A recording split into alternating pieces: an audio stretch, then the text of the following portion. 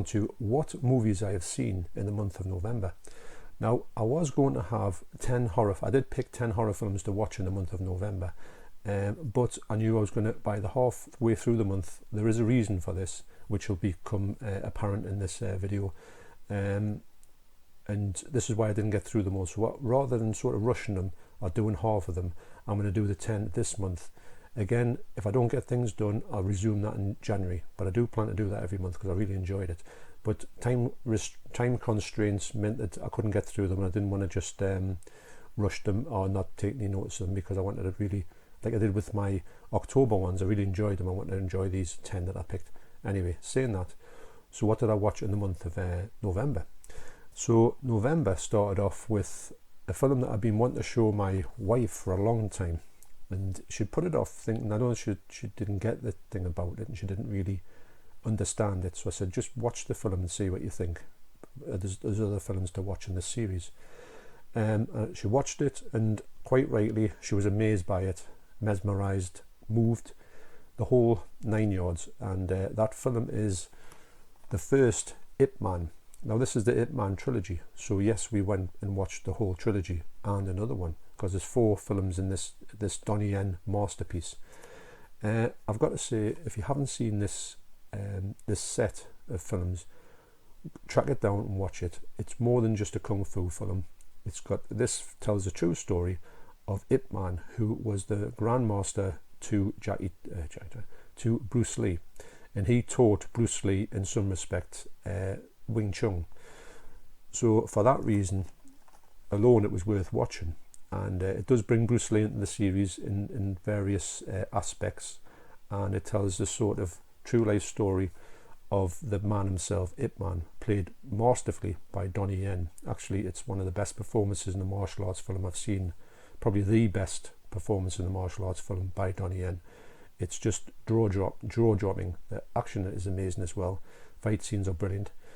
The picture quality on number 1 is stunning, and the picture quality on number 4 is stunning as well. In fact, at number 4 you would think you're watching a 4K. It's absolutely amazing. So this one here is the one that you get the three films in, 1, 2 and 3. And because we watched that, obviously we had to go, we're watching one every night. My wife was into it that much. I recently picked this up as well, and I hadn't seen it, but I'd seen the other 3, although I couldn't remember much of part 3. And so this ends the whole saga of the Ip Man story, and it's just amazing, the whole thing. I urge anybody who is a fan of kung fu movies, even if you aren't a fan of kung fu movies, try and watch this film. This series is just more than kung fu. It's just such a compelling story, and the acting and everything in it is just unbelievable. There's obviously a few strange guest stars in it as well, so yes. And I think the only one I watched part 3 in the American dub, and it was, to be honest, they were all in Cantonese, and I watched them with subtitles, and I enjoyed them. Now the only thing I found when I watched the English dub of number 3, that Donnie Yen's voice, the person who played Donnie Yen had a different voice to Donnie Yen's voice, so it kind of put us off a slight bit. So if you're going to watch them all in the Cantonese language with subtitles, but highly recommended. So moving on from there, from that extreme, we went to this extreme. I watched this on Amazon Prime. Now I'm a big fan of Borat, and I have got the other film, I think on DVD actually. I don't think I've upgraded to Blu Ray. I watched this one. I watched it on Amazon Prime. Actually, I watched it at work, not while I was working. It was when I was off duty, and wow! All I can say is wow. I did enjoy it. I really enjoyed it.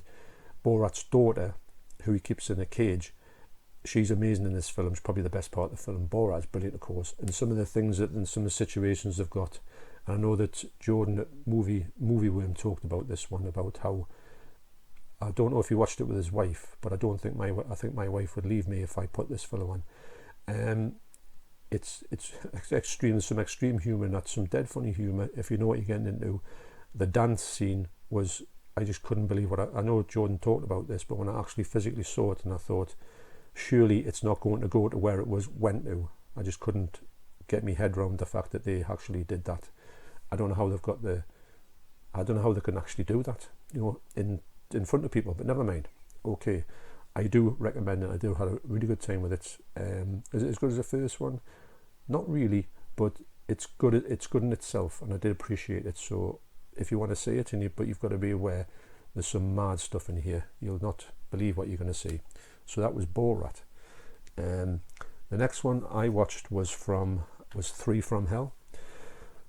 I spoke in another video that it's not as good as Devil's Rejects. I think Devil Rejects is the zenith of this film. This is obviously about 10 years after this film. It's got an interesting premise on how these people come back.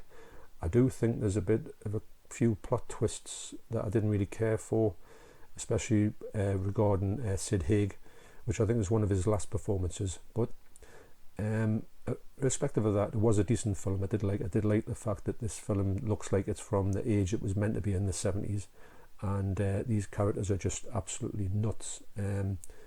But it's not as good as the Devil's Rejects, but it's still a good film in itself, and I did enjoy it. The next film I watched is the theatrical cut of Dr. Sleep. So this was a subscriber mail by Leon from Leon Talks Film, and he had sent this to me saying he knew how much of a fan I was of The Shining, because it's just one of my favourite films, and he was interested to see what I would do with what make of this film. So I watched the theatrical cut. I will watch the director's cut, because I did, in essence, I thought I treat it as it's part of the Shining universe, but I'm not going to put it and say, is it Kubrickian? Is it going to better it? Is it going to do this? But I did appreciate everything they had in it, and especially the bit where they went back to the Overlook Hotel was an amazing feat of cinema to think that, and I liked the way that it sort of come together in that. I do think it was a really good film, and also I'm going to watch the director's cut as well, which is another reason why when Leon sent this to me, I didn't realise that this is completely out of print for that reason. You get the director's cut on here as well, and I'm really appreciative of that. So that will be getting watched, hopefully this month. But Dr. Sleep, for me personally, I did think it was much better than I thought it was going to be, and in itself it's quite a decent film in its own right. You could watch it without even knowing about The Shining, to be honest, if you were in that way inclined. So since me and my wife had been watching Ip Man at the start of the month, I pushed me luck a bit further. I says, do you want to watch some more action kung fu? Let's go through some action stuff, which is a big fan of action movies in general, but I didn't know how far she would go with it. There's a few in my up there in my Asian cinema sort of stuff, which I don't think she would ever go for, and I wouldn't push it too far because I might frighten her away before she's even got going into it. But she did take us up on one of the ones which I thought was maybe going to be a little bit extreme for her, and it's The Raid, and this is called The Raid Redemption. This is the US version, and I think this was I got this from my good friend Holgoss73. And if you haven't seen the Raid films, they're absolutely brilliant. They're action packed. They're really violent. I mean, over the top violent. And some of the stunts are just some of the best ones you can see. Non-stop action from beginning to end. It takes place in one location, which is like a sort of a tower block.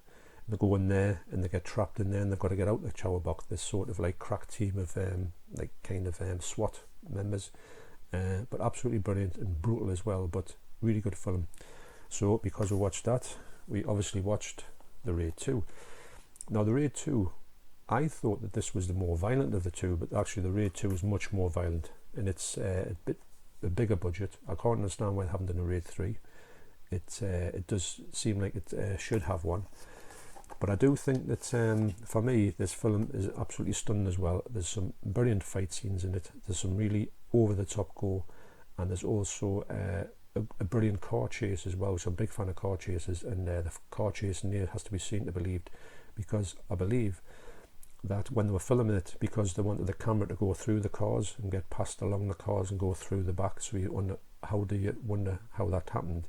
And you can see, I don't know if it's on here, but it's definitely on YouTube, where some of the actors are actually inside the seat, or the cameramen, and when they get passed across, you can't see them because they're in the seat. They're passing it through out of shot, and then they're passing it to people outside the car, this camera, like a mobile camera. It's absolutely brilliant. But as action films go, and I think this is a Korean film, you'll not believe some of the stuff you see in these two films. Really, really highly recommended. I'm sure you can get a double pack in the UK for quite cheap as well, probably well under a tenner.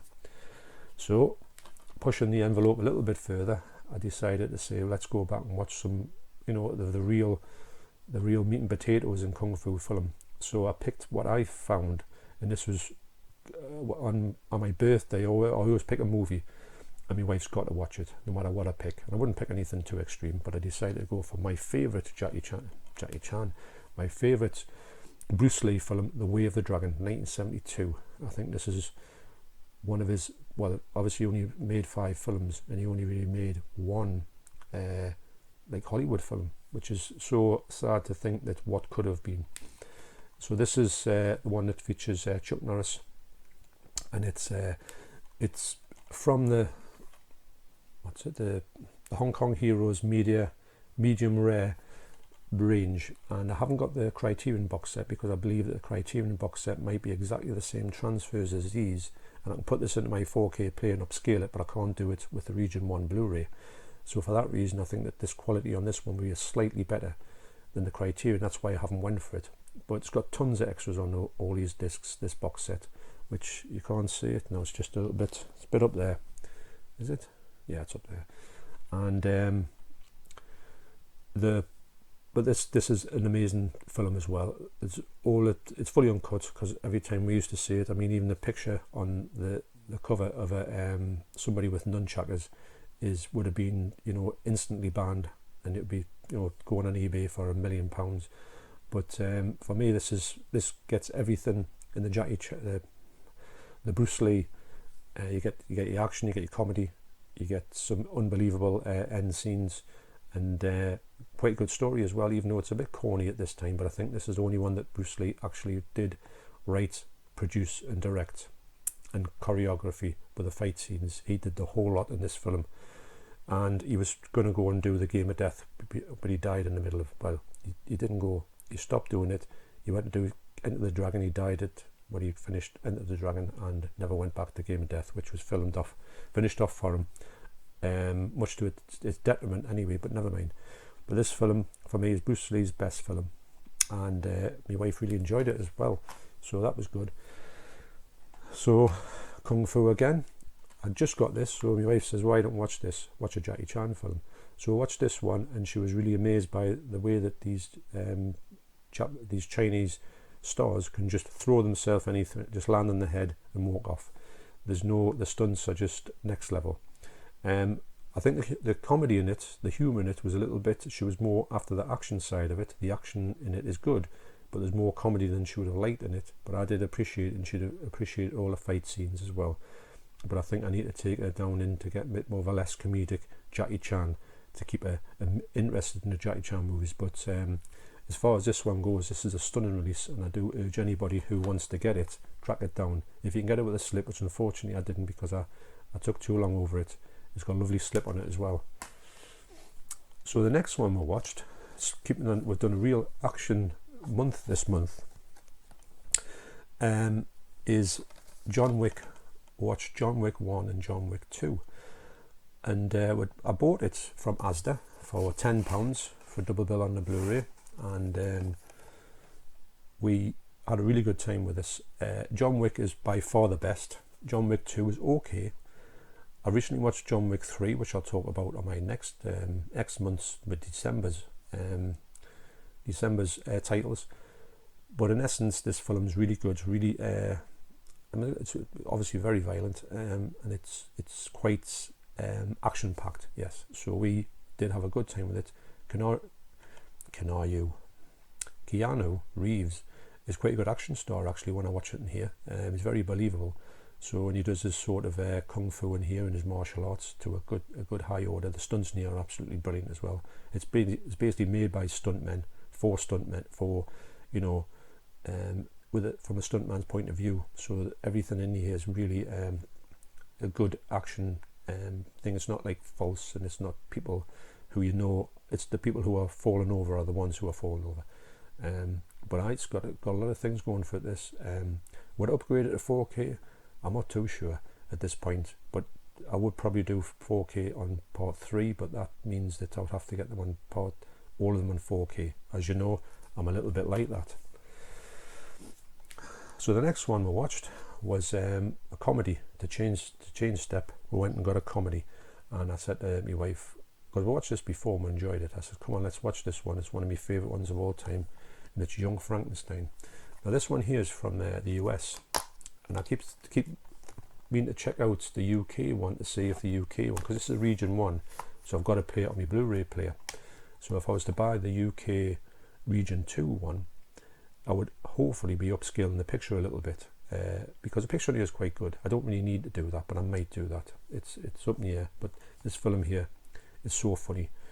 It's got everything going for it. It does look, if you didn't, well, obviously you will know, but it's borrows lots of the stuff from the Universal Frankenstein, lots of the equipment, the original equipment. So it looks so authentic, the movie. If you put, because we watched it when I watched it the first time with my wife, we watched Frankenstein, Bride of Frankenstein, and watched all the Frankenstein films, but when we got to the Son of Frankenstein, then I says, I'm going to put this on. She says, what for? And I says, well, you'll understand why. But when she did, she understood that this is kind of, if you get all the jokes, well, the things from the first 3 Frankenstein films and put them into one film and just make a comedy out of it, that's what you've got here. And it looks as if it was really filmed back in the 1930s. It's an amazing film, but the humour here is so funny. It's got the most, the dialogue. I can speak the dialogue just all, every time it comes on. My wife said, I hope you're not going to, see all the lines through this, so I was told to be quiet. But some of the scenes in here are just legendary. And also, Marty Feldman there plays an amazing part in here as Ego, or is it Igo? But yes, highly recommend it. If you haven't seen it, please go out and watch it. You will not be disappointed. If you're a fan of Mel Brooks, it's probably one of Mel Brooks' best films. Written by Gene Wilder as well, so it's got everything going for it. So the next film I watched was a film, speaking of actions, this is an 88 films classic, The Eliminators, and it has this really good action-packed movie, which is from 1984, I think it is, or 1986, and it comes out, I think it came out just before RoboCop, but this fella here could literally be RoboCop. It's quite a strange turn of events. I obviously thought that this was a rip-off of RoboCop, but maybe it wasn't. I don't imagine RoboCop to be a rip-off of this, but you've got him in here, you've got this lady here who's like a scientist, but she's also a bit of an action star. You've got like a Chinese kung fu fella who's quite good actually. You've also got this river rat who's going to take them up the river to go and find this plane that he crashed in, and that he was made into a cyborg by her unscrupulous boss, who was actually the brother of Michelle Detrice, who was the wife in, only some others do have him, Betty, Frank Spencer and Betty. Betty's brother is in this, which is a video, and I love the slipcover in here. It's one of my favourite slipcovers. I've changed the thing in there as well to see the other cover in there, but it's an amazing slipcover. Like I say, one of my favourites. I was so happy to get that in slipcover. I did really try to get this one because it was only in slipcover briefly and then just gone. Don't know how many these are limited to, but it's just, if you can't get it, get the slipcover if the price is okay. So obviously, in amongst all this, I did watch all the cuts on here of this amazing Dawn of the Dead.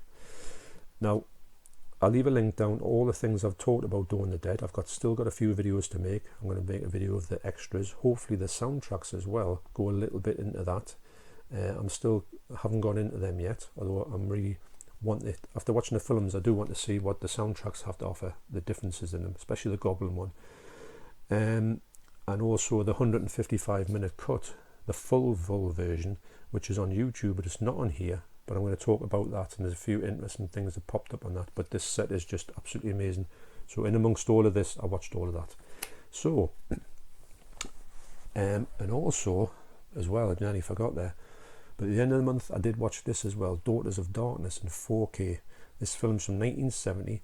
It's the 50th anniversary edition, and I've got making a video on this one, so I'm not going to talk too much about it, but the short answer is it looks beautiful. It's one of the best 4Ks I've ever seen, but I'm going to go into more on that on my other video, so stay tuned for that. Absolutely brilliant, and highly rated actually, although it's not the film that I thought it was, but I'm going to go more into that. So that leaves me with just one thing. What was the thing that I enjoyed? What was my recommendation for the month? Now this thing here, my recommendation of the month, kind of ate into my whole watching. As soon as I put this on, I thought I'll watch one episode, because it's a TV series. I watch one episode and I'll just see how I go with it, and probably watch one now and again, because only an hour long the episodes. I put it on and I was instantly into this thing, and I had to watch the whole lot. So really I watched 10 hours of that plus the makings of, so it took up a big chunk of me rewatching of me month actually, and I just couldn't get enough. I was watching 1, 2, 3 a day, just in amongst trying to do things as well. So my recommendation of the month is, if you can get it as well, and I got it for about £15 I think, which is a great price to pay for it, because you get a lot of viewing pleasure out of this. And it is Krzysztof Kieślowski's Decalogue. Now this is a TV series that was made in 1989 in Poland, and all the people in it, I don't have a clue who any of them are, but there are pretty good Polish actors, in fact they're exemplary Polish actors. It comes, if you get it, because I remember, I think it was Man vs. Film that I was speaking to, and I'd said, if I buy this one, do I get the whole lot? Because I think that the Arrow limited edition of this is literally going on for well over £200, but you get like a lot of, I think you get another films that are like linked to this thing. But this is basically the whole TV series, and it will not disappoint. Without going into too many spoilers, it just focuses around 10 stories that happen in and around this tower block, and just 10 sort of things of life, and it's by Polish life, and it goes into some stories, like what it's based upon as well is that it's the 10 commandments, thou shalt not kill, thou shalt not commit adultery. It has those in the background, and all the 10 things are all built around these 10 commandments, and there's only one in here that's a comedy. The other ones are quite serious and quite heart-wrenching at times, and but as a form of how would I put it, like art, for want of a better word, and I don't really think of myself as someone who likes serious like series. I don't really go in for them that much. This one here was mesmerizing. You could not take your eyes off it, and I think anybody who likes just good, well done stories, and it's got a 4K restoration. It looks absolutely beautiful as well. I didn't imagine it to look something like that from 1989. Polish TV, you would think, well, it would be not ropey, but it would look like a TV program, but far from it. Some of the actors and there's a couple of episodes that were actually, because I thought when I watched one of these, I think it was the Thou Shalt Not Kill one, although it doesn't tell you anything about what they are. It doesn't say, it doesn't come at the start and say Thou Shalt Not Kill. You just got to work that one out for yourself. But it's definitely the one that Thou Shalt Not Kill. I thought, I've seen this film. I know I have definitely seen this film, but I haven't seen this film. How is that? Well, what happened is they made a feature film of that, or they either had an extended version of that episode, and I think it was called a short film about killing. And I did watch that. I did watch that in UK television years and years ago, because I recognised the fella from it. And it's an amazing episode, as they all are in their own way, but they're different from each other, but they've got like little stories about just life in general, and they're very interesting as well. And the interesting thing behind each episode is very interesting as well, without going any spoilers what they're all about. I didn't know anything about it, only knew it was a TV series, and that was it. But I heard loads of people talk about it, and quite rightly, it is just phenomenal. And you do get a couple of makings of the Criterion version of this, which I'm interested in, which is going for a little stupid money at the minute. It's got the 2 films a short film about killing and a short film about it's love, I think it's called. That episode is brilliant as well. That's an amazing episode. The two people in it, the man and the woman, or the man and the boy in it, are just, in fact, everybody in here is such a good actor. And there must have been like proper, you know, the height of Polish TV, I would imagine, because these people couldn't just be plucked off the street and get a performance like this out of it. Anyway, so that's my recommendation for the month, Decalogue. And I can't wait to watch this.